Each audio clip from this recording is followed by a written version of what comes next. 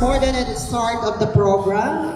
It marks the beginning of a stronger and more united commitment to ensure that no Filipino family goes hungry.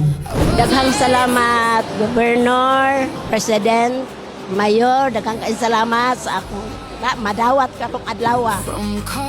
Nalipay kog dako. Nalipay gid kayo ng bang programa ha. Murag naliski bitaw ko.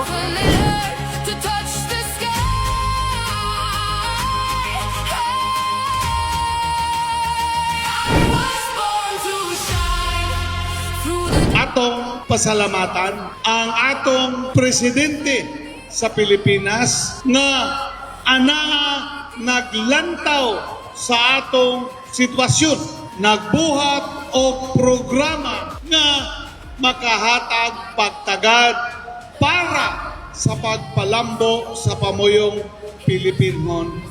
Under the leadership ni Presidente Bongbong Marcos, naglantaw, nagkutob sa mahimo, walay Pilipino nga magugma.